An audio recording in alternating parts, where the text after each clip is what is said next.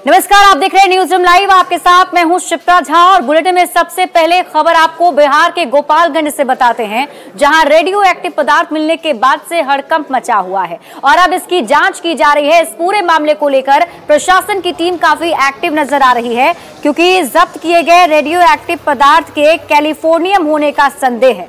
Police ने UP Bihar के 3 तस्कर को भी गिरफ्तार किया है। जब्त 50 ग्राम इस रेडियो एक्टिव पदार्थ की कीमत अंतर्राष्ट्रीय बाजार में करीब 850 करोड़ रुपए आंकी गई है। अब इसकी जांच के लिए नाभिकीय ऊर्जा विभाग और बिहार एटीएस जांच के लिए पहुंच रही है। गोपालगंज में यूपी बिहार के बलथरी चेक पोस्ट से इसे जब्त किया गया। ग्राउंड जीरो से और अधिक जानकारी दे रहे हैं न्यूज 18 संवाददाता गोविंद कुमार।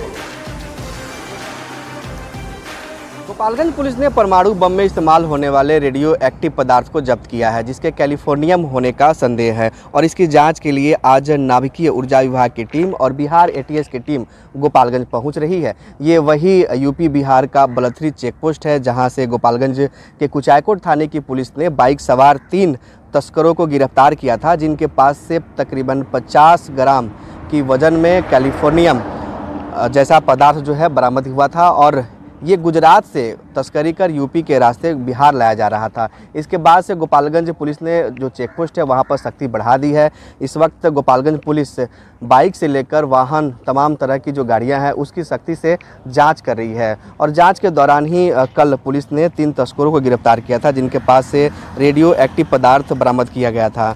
ये रेडियो एक्टिव पदार्थ किस रूप में इस्तेमाल होना था इसका खुलासा नहीं हो सका है, लेकिन पुलिस ये साफ तौर पर कह रही है कि गुजरात से इसकी तस्करी कर यूपी के रास्ते बिहार लाने की तैयारी थी। यूपी बिहार का जो बलथरी चेक पोस्ट है ये कई मायनों में काफ़ी सेंसिटिव है, क्योंकि इसके पहले यहाँ पर लॉरेंस बिश्नोई के 3 गुर्गे गिरफ्तार किए गए थे, जिनके पास से 4 ऑस्ट्रिया निर्मित हथियार जब्त हुआ था। उसके बाद से पुलिस ने 10 करोड़ की चरस बीते 4 दिन पहले जब्त किया था। उसके बाद से फिर रेडियो एक्टिव जो पदार्थ है उसकी बरामदगी की गई। इसके बाद से पुलिस सख्त हो गई है और एक वाहनों की इस वक्त जांच की जा रही है। देखिए कैसे डिक्की की इस वक्त जांच की जा रही है। डिक्की खोलकर जो पदाधिकारी हैं वो सख्ती से जांच कर रहे हैं। इनसे भी हम बात करने की कोशिश करते हैं कि सर कैसे आप लोग वाहनों की जांच करते हैं? सर ये बिहार का बॉर्डर है, उत्तर प्रदेश की ओर से जो भी गाड़ी 4 चक्का या चाहे छोटी मोटरसाइकिल भी आती है तो उनको हम लोग बहुत गहन से चेक करते हैं।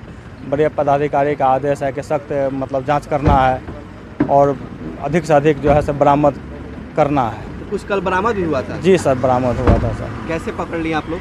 सर चेक क्रम में सर वो डब्बा में था, तो सर वो शक के आधार पर देखा गया है कौन चीज़ है नहीं है, तो बड़े पदाधिकारी को सर आदेश दिया गया कि सर ऐसा चीज़ है सर, इसको जांच कर लिया जाए क्या है नहीं है। सर जांच के क्रम में पाया गया कि सर बहुमूल्य चीज़ था सर ये। फिलहाल यूपी बिहार के जो बॉर्डर है वहाँ पर बिहार पुलिस ने सख्ती बढ़ा दी और एक वाहनों की सघन तरीके से जाँच चल रही है। गोविंद कुमार, न्यूज 18 गोपालगंज। और बड़ी खबर आपको बेगूसराय से बता दें, जहां एक ही परिवार के 4 लोगों की गला रेतकर हत्या की कोशिश की गई और बताया जा रहा है कि इस वारदात में 3 की मौत हो गई है और 1 घायल है, जिसमें पति पत्नी और बेटी की मौत की खबर है। तो वहीं बेटा गंभीर रूप से घायल बताया जा रहा है, जिसका इलाज अभी अस्पताल में चल रहा है। जानकारी के मुताबिक घटना बछवाड़ा थाना क्षेत्र के रसीदपुर की है, जहां पुलिस पूरे मामले की जांच पड़ताल में अब जुट गई है। बताया जा रहा है कि अपराधियों ने एसिड भी सभी लोगों के शरीर पर डाला था। ग्राउंड जीरो से जायजा लिया है न्यूज 18 संवाददाता संतोष कुमार ने। बेगूसराय में बीती रात एक बड़ी घटना को अंजाम दिया गया है, जिसमें बेखौफ अपराधियों के द्वारा एक ही परिवार के 4 सदस्यों पर जानलेवा हमला किया गया, जिसमें पति पत्नी एवं एक बच्ची की दर्दनाक मौत हो गई और जो पुत्र है जिसकी आयु 6 वर्ष है वो अभी भी जिंदगी और मौत से जूझ रहा है, जिसका इलाज निजी नर्सिंग होम में चल रहा है। अभी तक घटना के संबंध में पुलिस के द्वारा कुछ भी नहीं बताया गया है। हालांकि दबी जुबान में पुलिस के द्वारा प्रथम दृष्टया आपसी रंजिश की बात बताई जा रही है। अभी तक स्थानीय लोगों से काफ़ी हमने छानबीन किया है। कोई कुछ कहने से परहेज करते हैं, कितना भला लोग थे, इनको किसी से कोई दुश्मनी नहीं थी। आखिर ऐसा घटना घटा कैसे, ये जांच उपरांत ही पता चलेगा। घटना वो मजदूर था और बहुत अच्छा आदमी था, लेकिन अब तक कोई अनुमान ही नहीं लगा रहा है कि क्या कैसे घटना हुई। पारिवारिक पृष्ठभूमि इनकी क्या थी? सुन रहे हैं 2 शादियां थी इनकी, पहले घर से भी इनको बच्चा है? नहीं, पहले ऐसा तो नहीं है। 2 शादियां हैं इनकी? नहीं। तो निश्चित रूप से इस घटना के बाद पूरे इलाके में दहशत का माहौल है। हालांकि पुलिस की टीम, FSL की टीम यहाँ पहुँच चुकी है और जांच पड़ताल कर रही है। अब घटना पुलिस जांच के बाद ही स्पष्ट हो पाएगा कि पूरा माजरा क्या है। फिलहाल जो है लोगों के द्वारा कई तरह की बातें की जा रही हैं। पुलिस जांच के बाद ही स्पष्ट हो पाएगा कि आखिर किन वजहों से इनकी हत्या की गई और इसके पीछे किनका हाथ है। संतोष 18 बेगूसराय।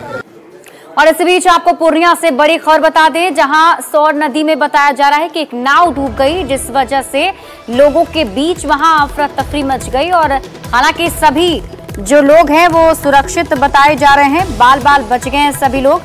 5 से ज्यादा बाइक भी नदी में डूब गई। 20 से 25 लोग इस नाव पर सवार थे। कृत्यानंद के जोका जलमरय की घटना बताई जा रही है। तो पूर्णिया से आपको इस वक्त की बड़ी खबर बता रहे हैं, जहां सौरा नदी में नाव डूब गई। अच्छी बात यह है कि सभी जो नाव पर सवार लोग थे वो बाल बाल बच गए हैं। हालांकि 5 से ज्यादा बाइक डूबने की खबर मिल रही है और 20 से 25 लोग इस नाव पर सवार होकर जा रहे थे। सभी सुरक्षित हैं। कृत्यानंद के जोका जलमरय की घटना बताई जा रही है। तो पूर्णिया से आपको इस वक्त की बड़ी खबर बता रहे हैं, सौरा नदी में नाव डूब गई है, जिसे बताया जा रहा है कि सभी लोग बाल बाल बच गए हैं। और अगली बड़ी खबर आपको पटना से बता दें, जहां बुद्धा कॉलोनी में एक युवक की हत्या कर दी गई है। जानकारी के मुताबिक इस युवक की हत्या की गई है और शव मिलने के बाद से पूरे इलाके में ही हड़कंप मचा हुआ है। दुजरा में युवक का शव बरामद किया गया है। घर से गहने और कैश भी गायब हैं। फिलहाल FSL की टीम इस पूरे मामले की जांच में जुटी हुई है। तो बड़ी खबर आपको पटना से बता रहे हैं, बुद्धा कॉलोनी में युवक की हत्या कर दी गई और जानकारी के मुताबिक युवक का शव दुजरा में मिला है। बताया जा रहा है कि युवक के घर से गहने और कैश भी गायब हैं। अब FSL की टीम जांच में जुटी हुई है और ये अब जानकारी जुटाने की कोशिश की आखिर हत्या किसने की है और किस वजह से हुई है।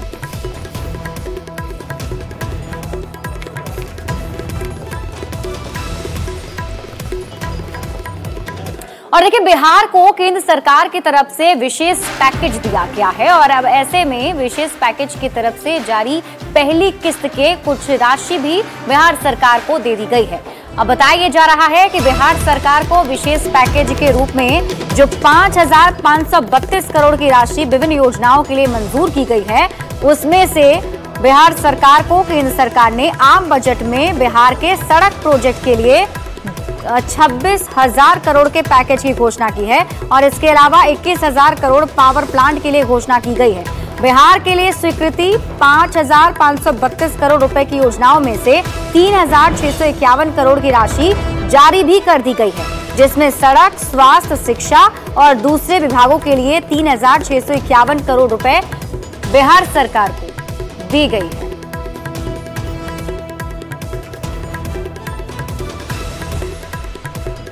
तो केंद्र सरकार ने आम के बजट में बिहार की जनता के आंखों में धूल झोंका गया। पुराने सारे योजनाओं को जो राशि आवंटित थी उसी का रिपैकेजिंग करके दिखाया जा रहा है विशेष पैकेज, और कहा जा रहा है पहली किस्त आ गई। और पहली की किस्त क्या आएगी? जो तेजस्वी यादव जी के समय में, जब तेजस्वी यादव जी सरकार में उप मुख्यमंत्री थे, तो जो भी योजनाओं को स्वीकृत कराया गया था उसकी राशि जो बाकी थी वो आ रही है। प्रधानमंत्री श्री नरेंद्र मोदी के नेतृत्व वाली केंद्र सरकार ने बिहार के लिए घोषित विशेष पैकेज में 3651 करोड़ की राशि जारी कर विपक्ष के मुंह पर दही जमा दी है। विशेष राज्य का दर्जा मांगने वाले विपक्ष की आंख खुल जानी चाहिए। अभी और राशि का आवंटन होना बाकी है। यूपीए सरकार में शामिल रहे राजद और कांग्रेस के नेता बताएं कि उनकी हुकूमत में बिहार को इतनी बड़ी राशि कभी मिली थी क्या? बिहार को विशेष पैकेज का जो वादा किया था देश के यशस्वी प्रधानमंत्री आदरणीय नरेंद्र मोदी जी ने, उसको पूरा किया है और आज ही उसकी पहली किस्त 5,500 करोड़ रुपए में से 3,600 करोड़ रुपये बिहार को मिला है, जिससे विभिन्न क्षेत्रों में, चाहे वो स्वास्थ्य का क्षेत्र हो, सिंचाई का क्षेत्र हो, पेयजल का क्षेत्र हो या ग्रामीण सड़कों का, ये बजट आवंटित कर दिया गया है। मैं इसके लिए अपनी पार्टी के तरफ से और बिहार वासियों के तरफ से आभार व्यक्त करता हूं। माननीय मुख्यमंत्री नीतीश कुमार जी का बिहार को विकसित बिहार बनाने का जो रोड मैप है ना, उस रोड मैप के मद्देनजर हमेशा एक विशेष वित्तीय सहायता की आवश्यकता हम लोगों ने रखी है केंद्र को, लेकिन केंद्र की सरकारों ने अनसुना किया। इस बार केंद्र की मोदी सरकार ने अपने बजट के दौरान बिहार को विशेष वित्तीय सहायता देने की घोषणा की, जिसकी पहली किस्त 5,532 करोड़ रुपए थी, जिसे जारी भी कर दिया गया है 3,651 करोड़ रुपए। निश्चित रूप से ये पैसे बिहार को विकसित बिहार बनाने में और गति प्रदान करेंगे। और अगली बड़ी खबर आपको ब्राजील से बता दें, जहां पर 62 लोगों को ले जा रहा विमान हादसे का शिकार हो गया और जानकारी के मुताबिक इस हादसे में बताया जा रहा है कि सभी की मौत हो गई है। तो बड़ी खबर आपको ब्राजील से बता रहे हैं। विमान ब्राजील की एक एयरलाइंस का था। बताया गया कि कैस्कवेल से गुआरुलहोस हवाई अड्डे के लिए रवाना हुए इस विमान में 58 यात्री और 4 चालक दल के सदस्य सवार थे। बताया जा रहा है कि विमान में अचानक तकनीकी खराबी आ गई, जिस वजह से एक कटी हुई पतंग की तरह हवा में गोता खाते हुए विमान तेजी से जमीन की तरफ मुड़ा और एक रिहायशी इलाके में जाकर गिर गया। इस विमान हादसे के बाद जमीन पर किसी को नुकसान पहुंचा या नहीं, इस बारे में कोई जानकारी नहीं मिल पाई है। लेकिन हादसे के तुरंत बाद पुलिस और बचाव दल के कर्मचारी पहुंचे और प्लेन में लगी आग पर काबू पाया है। ये तस्वीर हम आपको उस वक्त की दिखा रहे हैं जब ये घटना घटी थी, जिसमें बताया जा रहा है कि 62 यात्री इस पे सवार थे जिनकी मौत हो गई है।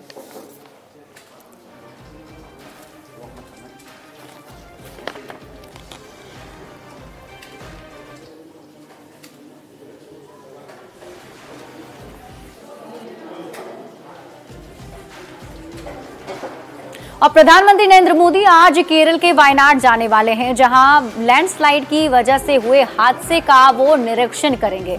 और बताया जा रहा है कि प्रधानमंत्री नरेंद्र मोदी आज वायनाड जाकर वहां के हालात को लेकर भी जानकारी लेंगे, सर्वेक्षण करेंगे, जिसमें 400 से अधिक लोगों की जान चली गई है। प्रधानमंत्री राहत और पुनर्वास की कोशिशों की समीक्षा भी करेंगे।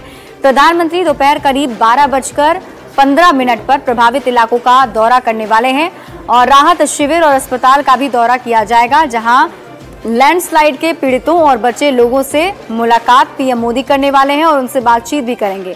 इसके बाद प्रधानमंत्री एक समीक्षा बैठक की अध्यक्षता करेंगे, जहां उन्हें घटना और चल रहे राहत प्रयास के बारे में विस्तार से जानकारी दी जाएगी। 30 जुलाई 2024 को केरल के वायनाड जिले में भारी बारिश की वजह से जमीन खिसक गई थी, जिसमें अब तक 400 से ज्यादा लोगों की मौत हो चुकी है और अभी भी वहां राहत और बचाव का काम किया जा रहा है। तो पीएम मोदी आज केरल के वायनाड जाने वाले हैं, जहां आज प्रधानमंत्री नरेंद्र मोदी हालात का जायजा लेंगे। सबसे पहले हवाई सर्वेक्षण होगा और उसके बाद एक बैठक भी होगी, जिसमें राहत बचाव कार्य की पूरी जानकारी पीएम मोदी लेने वाले हैं।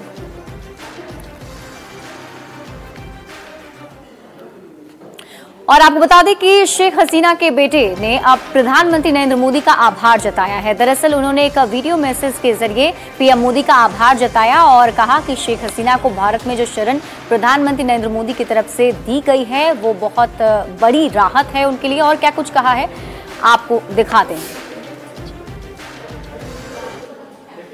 My message to the government of India, first of all, is my personal gratitude to Prime Minister Modi for his government's quick action in saving my mother's life. That is, I am eternally grateful to. My second message is that India needs to take a leadership role in the world, not let other foreign powers dictate the situation, because this is India's neighborhood. This is India's eastern side. It is a proven track record that no one can deny that the Awami League government, Sheikh Hasina's government, kept peace in Bangladesh, kept economic growth, stopped insurgency, and kept the eastern side of our subcontinent stable. और Paris Olympic में bronze medal जीतने के बाद भारतीय hockey team वापस स्वदेश लौट आई है। दिल्ली एयरपोर्ट पर जब हॉकी की टीम पहुंची तो जोरदार स्वागत उनका किया गया है। आपको बता दें कि आज एयरपोर्ट के बाहर निकलते ही खिलाड़ियों ने डांस भी किया और इस दौरान खिलाड़ियों के स्वागत के लिए काफी संख्या में लोग भी पहुंचे हुए थे। भारतीय हॉकी टीम ने 52 साल बाद लगातार 2 ओलंपिक गेम्स में हॉकी का ब्रॉन्ज मेडल जीतकर इतिहास रचा है। हॉकी टीम ने ब्रॉन्ज मेडल मैच में स्पेन को 2-1 से हराया।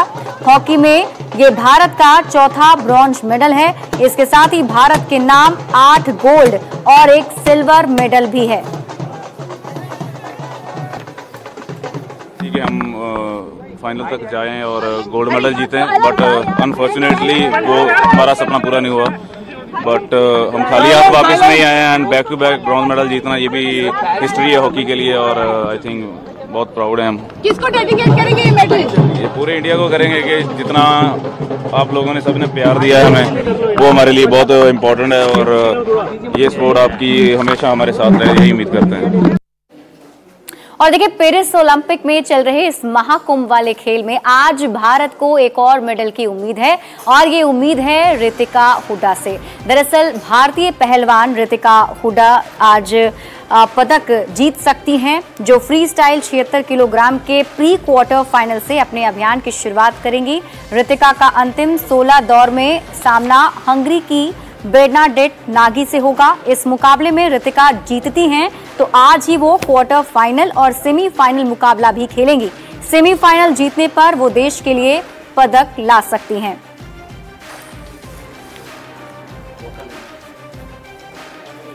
और पेरिस ओलंपिक में भारत को एक और मेडल मिला है। दरअसल ये ब्रॉन्ज मेडल भी भारत के नाम हो गया है और आपको बता दें कि इस ब्रॉन्ज मेडल के जीतने के बाद से भारत में और खुशी देखने को मिल रही है और ये भी बताया जा रहा है कि पेरिस ओलंपिक के इस महाकुंभ वाले खेल में कई और भी मेडल भारत के नाम हो सकते हैं। रेसलर अमन सहरावत ने मेंस फ्री स्टाइल कुश्ती में 57 केजी कैटेगरी में ब्रॉन्ज मेडल जीता है। अमन सहरावत ने 13-5 से मुकाबला जीता और भारत के पास अब सिल्वर समेत कुल 6 मेडल आ गए हैं। हरियाणा के झज्जर के रहने वाले अमन सहरावत के घर जश्न मना और पूरे देश से अमन को बधाइयां भी मिल रही हैं। अमन ओलंपिक में मेडल जीतने वाले 7वें भारतीय रेसलर बन गए हैं। पीएम मोदी ने ब्रॉन्ज जीतने पर अमन सहरावत को बधाई दी। सोशल मीडिया प्लेटफॉर्म एक्स पर कहा, हमारे पहलवानों को गौरवपूर्ण धन्यवाद। पेरिस ओलंपिक में पुरुषों की फ्री स्टाइल 57 किलोग्राम में कांस्य पदक जीतने के लिए अमन सहरावत को बधाई। उनका समर्पण और दृढ़ता साफ तौर पर झलकता है। पूरा देश इस उपलब्धि का जश्न मना रहा है। बहुत बढ़िया लग रहा है। तो मैंने खुद ने विश्वास नहीं हो रहा कि 3-4 दिन तो मैंने भी समझने में लगे भाई तेने मेडल जीते लिया आखिर में ओलंपिक में। बस यही सोच के आए थे कि भाई पहले तो 2 मिनट नंबर नहीं देना किसी का। वो जो सेमीफाइनल में आ रहा था वो शुरू में जाते ही मतलब 4 नंबर से ले गई। इतना बड़े कंपटीशन में तो पजल हो गया भाई कैसे नंबर लूँ भी ओलंपिक में। ऐसे सब देख रहे हैं देशवासी, अब क्या करूँ क्या, मैं समझ में नहीं आया क्या करूँ। बिल्कुल, लेकिन हम ये सुन रहे हैं कि ये मेडल पहनने के बावजूद भी आपके अंदर खुशी नहीं है। आप बिल्कुल स्वर्ण पदक की ही उम्मीद लगाए बैठे थे, ऐसा नहीं? ऐसी कोई उम्मीद तो लगाए बैठे थे, खुशी तो है पर अंदर से है बहुत है। उधर देश की स्टार रेसलर विनेश फोगाट पर भी सबकी निगाहें टिकी हुई हैं। दरअसल विनेश फोगाट को लेकर खेल पंचायत में जो फैसला रखा गया है सुरक्षित, उस पर सबकी निगाहें टिकी हुई हैं। बताया जा रहा है कि विनेश फोगाट पर फैसला जल्द ही आ सकता है। विनेश फोगाट की CAS में सुनवाई और उसके फैसले का बेसब्री से इंतजार किया जा रहा है। विनेश फोगाट ने पेरिस ओलंपिक 2024 से डिस्क्वालीफाई होने के बाद CAS से अपील की थी कि उन्हें सिल्वर मेडल दिया जाए। खबर है कि खेल पंचायत न्यायालय में सुनवाई के दौरान विनेश फोगाट की ओर से कई मुद्दे भी उठाए गए हैं, जिसमें कहा गया है कि विनेश ने कोई भी धोखाधड़ी नहीं की, इसलिए उन्हें सिल्वर मेडल दिया जाए। इस मामले में CAS की तरफ से कभी भी फैसला आ सकता है।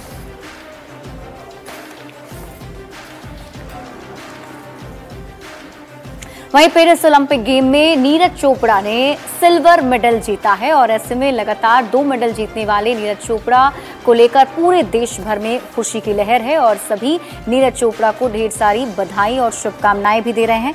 इसके साथ ही जमुई में भी एथलीट आशुतोष कुमार सिंह, जो नीरज चोपड़ा के साथ जैवलिन खेल चुके हैं, वो भी काफी उत्साहित हैं। बिहार राज्य खेल प्राधिकरण में नौकरी कर रहे आशुतोष नीरज चोपड़ा के साथ 2014 के फेडरेशन कप और 2015 के नेशनल में भाला फेंक चुके हैं। नीरज चोपड़ा से आशुतोष की दोस्ती 2014 से है। जैवलिन थ्रोअर आशुतोष ने नीरज चोपड़ा से जुड़ी यादें भी साझा करते हुए कहा कि नीरज ने बिहार आने की इच्छा जताई थी। आशुतोष से बातचीत की है न्यूज़ 18 संवाददाता केसी कुंदन ने। बात अगर करें तो 2014 और 15 के नेशनल चैंपियनशिप में नीरज चोपड़ा के साथ आशुतोष खेल चुके हैं, जमुई के आशुतोष हैं। तो हम भी बात करने की कोशिश करते हैं आशुतोष से, जो खुद जेवलिन थ्रोअर है। क्या कहेंगे लगातार? हाँ। मैं पहले नीरज को बहुत बहुत बधाई, ढेर सारी शुभकामनाएं देना चाहूँगा, क्योंकि लगातार 2 ओलंपिक में लगातार मेडल जीतना ये बहुत बड़ी उपलब्धि है। और पिछले टोक्यो में नीरज भाई ने अपना अच्छा परफॉर्मेंस दिया था और स्वर्ण पदक जीता था, और इस बार भी अपना सेशन बेस्ट किया और रजत पदक जीता था। इधर से मतलब 1-2 साल से नीरज भाई इंजरी में भी चल रहे थे, फिर भी अपना अच्छा प्रदर्शन किया और रजत पदक जीता। और कंपटीशन है, उतार चढ़ाव होता है, और क्योंकि इस बार ओलंपिक में काफ़ी ज़्यादा टक्कर थी, जैसे अरशद नदीम भाई थे, जजम पीटरसन थे, तो काफ़ी फाइट भी बहुत ज़्यादा था। और नीरज भाई ने अपना 100% कोशिश किया और जो भी है, और रजत पदक हमारे भारत के नाम से रहा। उन्होंने ये भी बताया कि नीरज चोपड़ा ने बिहार आने की इच्छा जताई थी। सोशल मीडिया के द्वारा जो भी समय मिलता है, नीरज चोपड़ा इनके जूनियर या इनको गाइड करते हैं। केसी कुंदन, न्यूज़ 18 जमुई।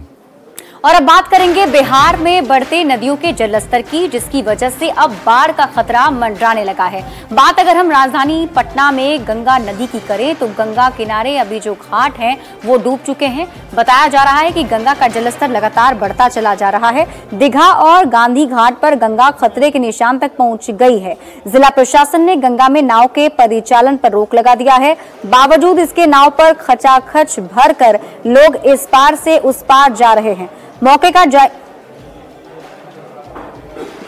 और ये तस्वीर आप देखिए, जहां गंगा नदी का जलस्तर काफी ज्यादा बढ़ गया है। ऐसे में सावधानी बरतने की अपील प्रशासन की तरफ से की गई है, लेकिन लोग अभी भी मानने को तैयार नहीं हैं। नाव पर खचाखच भरकर सवारी लेकर जाई जा रही है।